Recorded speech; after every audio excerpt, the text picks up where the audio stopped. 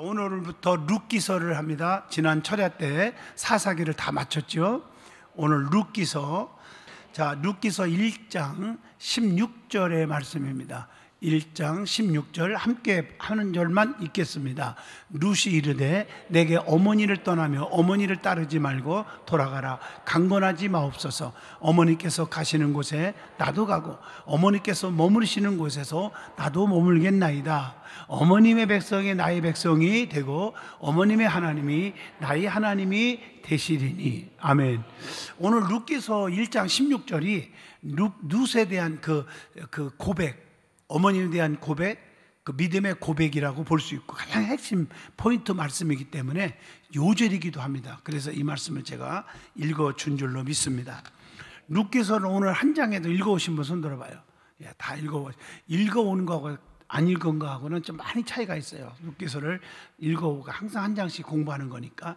자, 우리가 여기를 쳐다보시고 집중적으로 쳐다보시고 다 많이 듣던 말씀이고 또 우리에게 또 교훈적인 말씀이고 뜨거운 마음을 주잖아요. 또 현대 사회에 너무 편해요. 부모 공경도 약해지고 이기적이고 자식도 그렇고 자식 형제끼리도 그렇고 막 그래요. 그래서 요즘에 막 분쟁이 일어나고 가족 분쟁, 형제들끼리 재산 싸움, 이게 문제예요. 부모님 살아계실 때는요, 죄송하지만 부모님 살아계실 때는 다 효자 효녀예요. 그래서 부모님이 우리 이 자식은 나를 위해서 평생 공양했으니까 내 재산 다 준다. 그러니까 너희들은 많지는 않지만 아파트 한 채 하고 땅 20평 있는 거 줄 테니까 그걸 너희들 불만 없지? 안 하지? 그러면요 해놓고 딱 요단강 건너가 만나리 하고 죽고 나면요, 그때부터 어떻게 되느냐, 형제끼리 전쟁이 일어나. 내가 농담하는 게 아니라 대부분이 그렇습니다. 다 안 그런 것 같아도. 그러면 그러지 않아요, 그렇게 얘기할지 모르지만 또 며느리들의 생각은 또 다르거든요. 부인들 때문에 이게 안 되는 거예요, 이게. 그렇기 때문에 부모들도 입장에서도 이런 얘기가 또 이 룻기서 공부하기 전에 생각할 것은 여러분들이 죽기 전에 다 잘 해결을 해야 돼요. 아멘 하시죠? 법률적인 얘기 하려면 지금 3시간 해야 돼요. 상속 문제, 증여 문제 이런 거에서. 그래서 형제지간에 싸움이 안 벌어지게 하려면 어떻게 해야 하느냐, 뭐 이런 것도 저도 법대는 아니지만 행정학으로 제가 공부를 했잖아요. 4년 했고 또 대학원 3년 했고 또 박사과정 3년 했고 제가 행정학으로만 했으니 거기에 법이 다 들어가요. 또 저는 목사이기 때문에 이런 면에서 또 특별히 연구도 많이 했고, 그런 차원에서 나중에 상담을 하시면 개인적으로 여러분에게 알려주기로 하고요. 그래서 요즘에 제가 하고 싶은 팩트는 형제지간이나 부자지간이나 항상 내 맘 같지가 않다는 거, 분쟁이 일어나는 오늘의 그 현실 앞에서 참 씁쓸하죠. 그런 앞장에서 우리가 룻기서를 통해서 룻과 같은 여인이 있으면 얼마나 좋을까. 여러분의 가정에 룻과 같은 현모양처 착하고 진실하고 의리가 있고 믿음이 있는 그런 며느리가 여러분 집안에 들어왔으면 좋겠다. 아멘 한 사람만 꼭 그렇게 축복이 있기를 축복합니다. 아멘 안 하는 사람들은 뭐 분쟁이 일어나든 쌈박질하든 자기들이 알아서 하시고, 더 크게 아멘 하면 축복이 있을 줄로 믿습니다. 이해가 되죠? 요즘 사회가 그렇지 않아요. 그래서 이 룻기서가 굉장히 중요한 거예요. 룻이라는 여인, 같은 며느리가 둘이 있어서 룻이 있고 또 하나 누구요? 오르바라는 여인이 있잖아요. 그 차이가 너무 나잖아요. 읽어오신 분은 알지만. 자, 히브리 사람들의 성경 분류상 5 두루마리 책에 속하는 룻기서입니다. 이 룻기는 그 사사 시대를 그 배경으로 삼고 있죠. 그러나 사사 시대의 타락상과는 이미 배웠지. 사사기 하면서 얼마나 타락했어요. 그 지극히 대조되는 아름다운 이야기로 들려주고 있는 말씀이에요. 다시 말하면 룻을 비롯한 등장인물들의 헌신적인 신앙과 고결한 사랑이 바로 그 자체라고 볼 수 있어요. 그래서 룻기서가 가정 행복, 또 가정의 그 융합, 또 가정의 평안, 이런 걸 원한다면 자녀들에게도 룻기서를 많이 읽어주는 게 좋아요. 아멘해요. 딸 가진 분들은 시집가도 룻과 같은 여인이 되거라 이렇게 말해줄 수가 있고요. 또 아들 가진 가정은 너는 룻과 같은 여인을 네 신부로 만나야 된다. 뭐 이렇게 얘기할 수가 있겠죠. 상방에. 그죠? 중요한 얘기죠. 자, 그리고 그 결과가 어떻게 됐어요? 다윗 가문이 태동되는, 룻을 통해서 다윗 가문이 태동되는 크나큰 기쁨과 영광의 사건으로 이어지죠. 자, 엊그제 금요일 철야 때 사사기 마지막 하면서 조금 개론 조금 설명했잖아요. 아멘. 그 룻을 통해서, 룻이 이방 여인인데 어떻게 됐어요? 이방 여인이 어떻게 됐어요? 예수님의 조상이 되고, 맞죠? 성경책에 이름이 기록되어 있잖아요. 멋있잖아요. 다윗의 가정이 탄생되잖아요. 그러므로 룻기는 극도의 타락기 가운데서 신앙과 정결을 잃지 않는 자들에게 하나님께서 어떻게 축복해 주시고 얼마나 큰 은혜를 베푸셨는지를 확실하게 우리에게 보여주고 있는 말씀이라고 봅니다. 그러면 오늘은 룻기의 첫 시간으로 개괄적인 내용으로 살펴보면서 한번 깨달았으면 좋겠다는 생각이에요. 먼저 룻기의 기록 목적이 뭘까? 왜 이 룻기서 성경에 여러분, 성경은요 창세기부터 계시록까지 쓴 목적이 있어요. 그리고 우리에게 깨우쳐주는 의미가 있고요, 또 거기에 따르는 하나님의 깊은 섭리, 하나님의 뜻이 있어요. 깨달으면 아멘. 오늘도 참새 한 마리도 허락하지 않으면 하나님 떨어지지 않는다고 했어요. 오늘도 제가 이 말씀을 전하는 것도 여러분들에게, 나에게 뭔가 깨우침을 주기 위한 의미가 있어요. 지난번에도 내가 설교했죠. 부흥회 때 정말 이런 보칼을 가지고 어느 권사를 죽인다고 교회 안에 들어왔다가 자기 돈 다 떼먹은 얘기 기억나요? 너 죽고 나 죽고 한다. 자기도 죽는 거죠. 그런 마음으로 왔다가 말씀을 듣다가 어떻게 됐어요? 그가 회개하고 헌금까지 하고 눈물로 회개했다고. 기억나시죠? 예수 믿고. 그러니까 제가 부흥회를 힘들고 피곤해도 가는 게 하나님의 뜻이었잖아요. 내가 만약에 죄송하지만 아니래도 하나님이 하시겠지만 제 입장에서 볼 때 부흥회를 피곤하다고 안 갔어 봐요. 예를 들어서 그러면 그런 일이 없었을 거 아니에요. 그러면 어떻게 됐을까? 살이 났었겠죠, 그 가족이. 그러니까 모든 게 하나하나가 되어지는 일들이 우연히 있어지는 것 같아도 믿음의 사람은 우연이라는 게 없습니다. 맞죠? 우리 임근태 장로님, 강영분 장로님, 저 만난 게 우연이 아니죠, 그죠? 분명히 우연이 아니에요. 그 섭리요. 그 섭리를 하나님이 좋게 만들어주는 섭리요. 신앙 안에서는. 맞죠? 그걸 아셔야 돼요. 할렐루야. 얼마나 중요한지 몰라요. 자, 아름다운 단막극과도 같은 룻기는 이방 여인인 그 룻의 몸에서 다윗의 왕조가 태동되는 것으로 끝이 납니다. 그러나 이것은 룻기의 기록 목적이 어디에 있는지를 충분히 짐작해 주고 있다고 보죠. 이것만 봐도 실로 예수 그리스도에게로까지 이어지는 다윗 왕가. 자, 마태복음 1장 1절로 16절 낳고 다윗의 세계라. 기억나시면 아멘 하시죠? 나오잖아요, 족보에. 그의 그 기원은, 다윗 왕가의 기원은 모압 여인인, 모압은 이방 땅입니다. 이방 사람이에요. 모방 여인인 룻에게서 비롯되고 있다는 거. 룻기서 4장에서 13절로 22절에서 다시 점검할 수가 있겠죠. 이것은 곧 뭘 영적으로 의미를 주느냐? 자, 룻기를 통해서 룻은 이방 여인이에요. 맞죠? 이방 땅 모압 지방 사람이에요.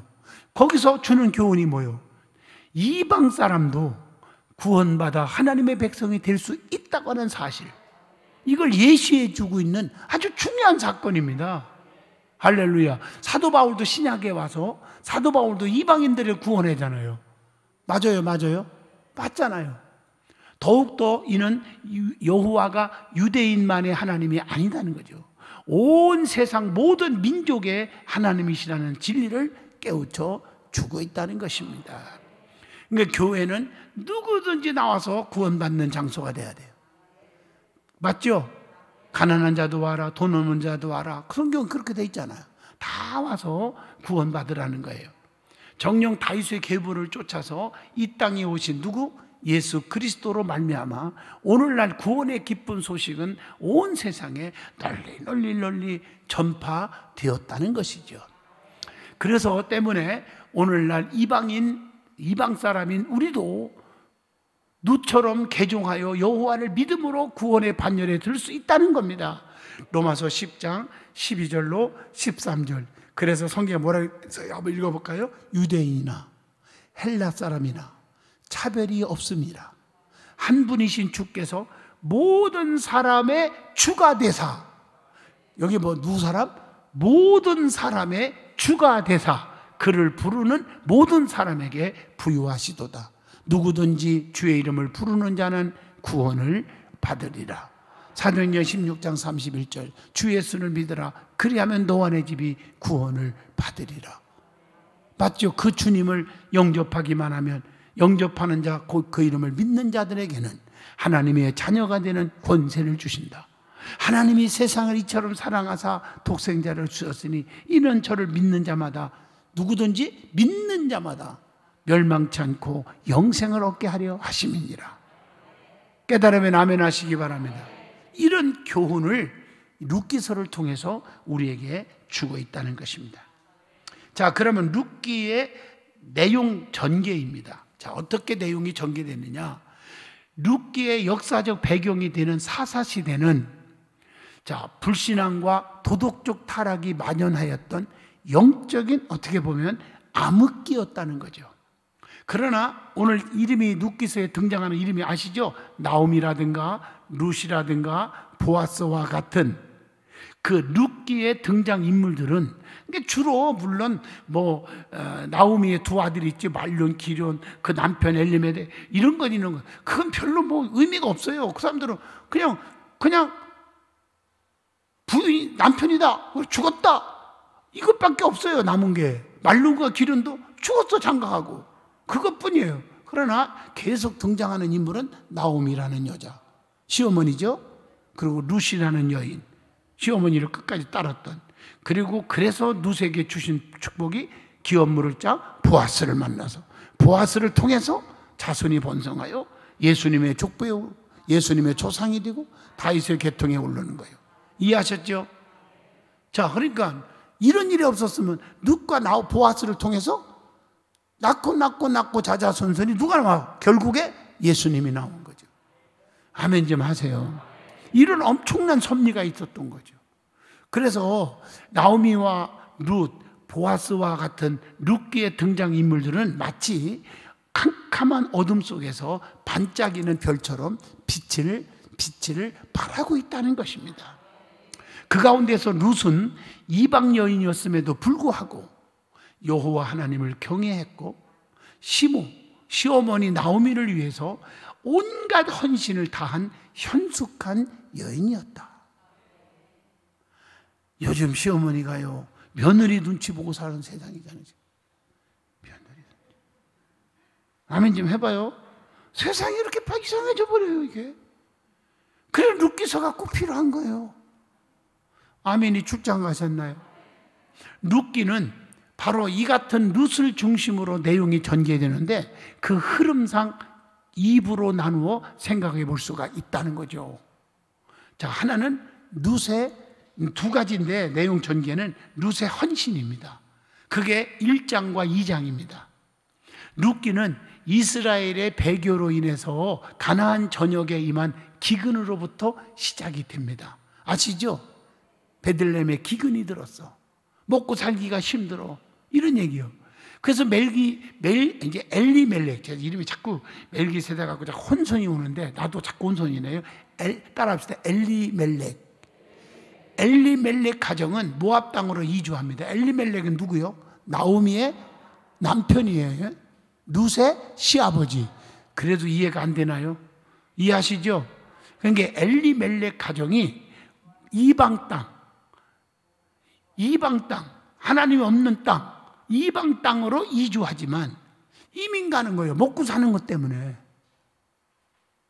그래서 내려가는 거예요. 잘 들어요? 내려가면 안 돼요. 아멘이죠? 먹고 사는 것 때문에 베들레헴은 거기 하나님의 성전, 하나님이 계신 곳, 여호와의 땅, 아멘 해요. 은혜의 땅, 거기서 이방 땅으로 내려왔단 말이에요. 여러분, 성경에 보면 내려가다가 강도 만난 사람 누구요? 사마리아 사람이요?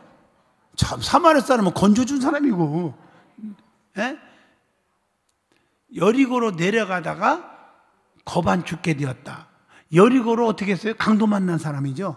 여리고로 이름이 안 나오죠, 참여. 내려가다가 강도 만나서 성경에 뭐라고 했어? 거반 죽게 되었더라. 거반 죽게 다 죽은 거예요, 그냥 거의. 그리고 그 목숨만 죽을 뻔한 거예요? 목숨만 잃을 뻔했나요? 아니잖아요. 두드려 맞고 있는 것 다 뺏어가고, 그러니까 재물이고 뭐고 다 뺏기고 거반 죽게 된 것까지. 내려가면 그렇게 된다니까. 내려가지 않기를 축복합니다. 새벽기도 하다가 안 해. 예배도 잘 나오다 안 나와. 저녁 오후 예배는 꿈도 못 껴. 철야 예배는 미친 사람만 나오는 것 같아. 이렇게 타락이 돼가요. 안 돼요. 신앙이 내려가면 안 돼요. 힘들어도 우선순위가 예배가 돼야 돼요. 모압 땅으로 내려갔단 말이에요. 이주했단 말이에요. 상황은 더욱더 어려워져서. 잘 들어요. 그 내려가다가 어떤 일이 생겨요. 엘리멜렉 남편과 두 아들, 이름이 누구죠? 말륜과 기륜이요. 이제 나와요, 성경 뒤에. 두 아들은 그 땅에서 죽어버렸어요. 그러니까 내려와서 장가를 보냈는데 두 놈을 거기서 죽어버렸으니까, 그러니까 어떻게 돼요? 새 과부가 돼버린 거예요. 시어머니 나오미도 과부, 두 자부도 과부, 이렇게 남은 거예요. 룻기서 1장 1절 5절입니다. 이에 나오미는 뒤늦게나마 회개하고, 야, 내가 잘못했다. 내려가는 게 아닌데, 먹고 살기 힘들어도 하나님 곁을 떠나면 안 되는데, 믿음 떠나면 안 되는데, 베들레헴을 떠나면 안 되는데, 크게 아멘 안 하셔. 내가 교회 떠나면 안 되는데, 주의정 기도에 영역 있는 기도에 내가 손을 놓치고 떠나면 안 되는데, 똑같은 얘기예요. 늦게나마 회개하고 고향으로 어떻게 돌아오는데 다시 베들레헴 올라가죠. 이때 시모의 간곡한 만류에도 불구하고 여기 머물러라. 나는 슬픈 여자야. 이제 성경이 또 나와 뒤에 다음 이제 철야 때 나올 거예요. 나는 슬픈 여자라. 그러니까 너 여기 머물러라. 그래서 너는 이방 땅 여기 모압 지방 여자애들 아니냐. 여기서 좋은 남자 만나서 시집 가서 아기 낳고 살아 행복하게 살아라. 아마 그런 의미일 거예요. 착하지요, 그것도. 그런데 자, 룻이 어떻게 했어요? 나오미와 동행을 합니다.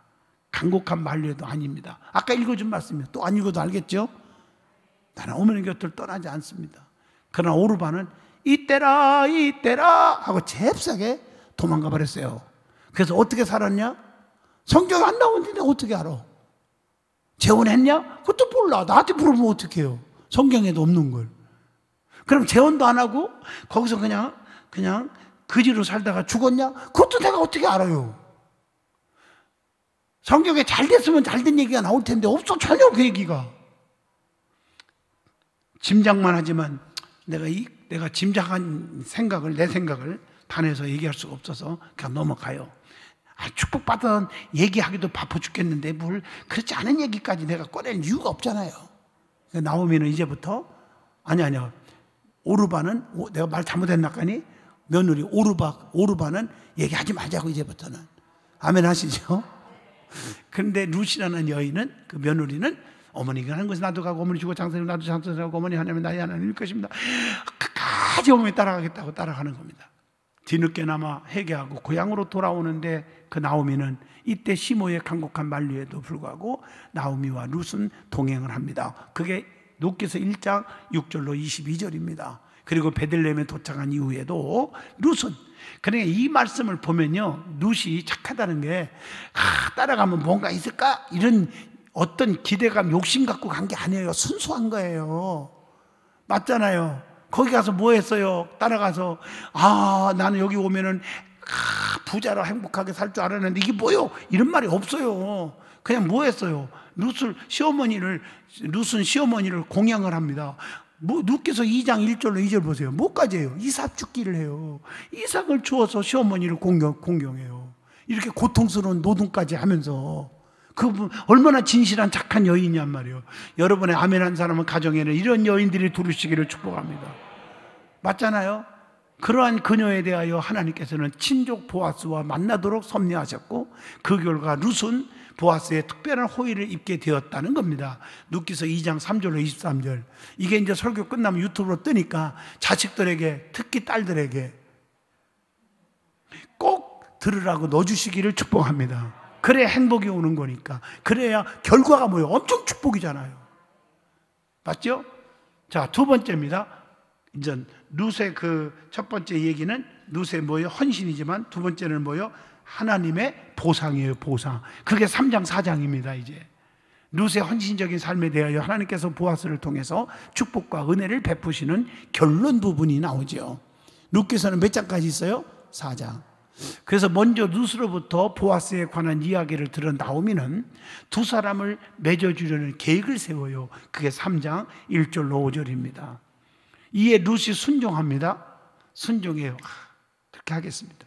그래서 보아스도 룻에게 연정을 품으니 이게 서로가 이렇게 부닥쳐야 소리가 나듯이, 왜 아멘 안 하셔? 그냥 눈만, 그냥 룻이라는 여인만 그냥 저 사람하고 결혼하면 좋겠다, 내 사랑, 이러면 되겠어요? 그런데 성경에 보아스도 룻에게 연정을 품었어요. 그렇게 하게 하나님이 하신 거죠. 기업물을 짜잖아. 마침내 근족의 의무를 떠맡은 보아스는 룻과 혼인하게 되죠. 그게 룻기서 3장 6절로 4장 12절까지 나온 내용입니다. 그 결과 룻은 다윗의 조상이 되는 자리까지 이르는데, 이것은 그의 삶이 궁핍에서 부유함으로, 암담함에서 넘치는 소망으로 바뀌는 극적인 순간이 아닐 수가 없죠. 그게 4장 13절로 22절의 말씀입니다. 자, 그러면 이제 마지막 세 번째입니다. 룻기를 통해서 주시는 메시지가 있다는 거죠. 어떤 메시지를 주고 있나? 룻이 살던 시대는 사사시대라겠죠. 선민 이스라엘은 오히려 타락과 재타락을 거듭하면서 영과 육이 곤두박질하던 암울한 시대였습니다. 룻기는 이런 시대에 오히려 이방인이요 초라한 과부에 불과했던 룻이 신앙의 순결을 지켰기 때문에 개인적으로는 물론 구속사적으로 다윗과 예수님의 조상까지 되는 축복을 얻었음을 확실하게 보여준다는 것입니다. 그러면 이 짧은 말씀을 통해서 지금을 살아가는 우리에게 던져주는 메시지가 무엇일까? 자, 보세요. 구약시대에는 물론 구속사가 이스라엘 민족이 주축이 된 선민 중심으로만 전개됩니다. 그러나 혈통적으로 보면 이스라엘 민족이라고 무조건 다 선민이 되는 것은 아닙니다. 여러분 잘 들어요. 나는 이 말씀에 굉장히 감동이 드는 게, 성경에 보세요. 주야 주야 한다고 저 교회 다 다녀. 다 천국 갑니까? 아니요. 다만 아버지 뜻대로 행하는 자만이 천국에 간다, 이렇게 말했잖아요. 아멘 해봐요. 이스라엘 혈통도 그가 여호와 신앙의 의무를 다하고 하나님 뜻대로 살고, 쉽게 말하면 성실할 때에만 선민일 수가 있다는 거예요. 그 반대의 경우는 선민의 지위를 상실했다는 거. 어디에 나와요? 그게 이미 공부한 거예요. 신명기 1장 35절로 36절에 기록되어 있죠. 한번 읽어볼까요? 자, 찾아보세요. 이 악한 세대 사람들 중에는 내가 그들의 조상에게 주기로 맹세한 좋은 땅을 볼 자가 하나도 없으리라 그랬어요. 오직 여분네의 아들 갈렙은 온전히, 잘 들어요, 여호와께 순종하였은즉, 하나님께 순종한 사람만 말이에요. 그는 그것을 볼 것이다. 그가 밟은 땅을 내가 그와 그의 자손에게 주리라. 여러분 이거 잘 이해하고 들으셔야 돼요. 교회 다닌다고 직분 가졌다고 다 천국 가는 것도 아니고 하나님의 은총을 받는 게 아니라는 것입니다. 이해가 되셔요? 하나님 뜻대로 사는 자가 돼야 돼요. 순종하는 자가 돼야 돼요. 반대로 혈통적으로는 이방인이었어도 여호와 하나님에 대한 신앙을 고백하고 말씀의 율법을 준수한다면 누구라도 선민의 대열에 낄 수가 있다. 그게 여호수아 6장 25절의 말씀입니다. 좀 은혜가 되면 아멘 하시죠. 예? 이는 여호수아가 여리고를 정탐하려고 보낸 사자들을 숨겼음이더라 하는 말씀이 나오죠. 여호수아 6장 25절 보면, 그러니까 이걸 아셔야 돼요. 룻의 경우를 보면 바로 이런 구약 선민의 그 한 단면을 보여주고 있죠. 룻이 살던 시대는 전반적으로 여호와 신앙이 크게 태조한 때였습니다. 그럼에도 불구하고 룻 개인은 신앙의 순결을 지켰다는 것입니다. 어떻게 보면 오늘날 코로나 시대에 신앙 지키기가 어렵잖아요. 다들 중직들도 벌벌벌하고 안 올 때도 많잖아요. 조금만 확진자가 많이 생겼다면 그 다음 주일날 100명, 200명씩 줄어버려요. 농담한 게 아닙니다. 항종직들도 안 와요. 이걸 의미하는 거예요. 이런 때 암흑시대에도 믿음을 지킨 자가 있었다는 거예요. 그걸 칭찬하고 있는 거예요. 우리가 결코 시대를 별미로 해서 우리의 신앙 부족을 변명할 수 없음을 이 말씀을 통해서 밝혀주고 있잖아요. 또 하나는 사사시대의 인간들은 계속 타락을 거듭하였습니다. 하지만 하나님은 바로 그 시대에 심지어 룻 조카, 미안합니다. 내가 또 아브라함하고 자꾸 가져가고 혼선이 오네.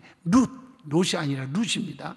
룻조차도 깨닫지 못하고 있는 상태에서도 이처럼 그 혈통을 통해서 다윗과 예수를 준비하심으로 구속사를 계속 진행하셨습니다. 마찬가지로 지금 이 시대가 아무리 암울하여도 그 어느 구속에선가 하나님은 택한 자를 중심으로 세상 끝날 천국이 도래할 때까지 계속해서 구속사를 진행하실 줄로 믿습니다.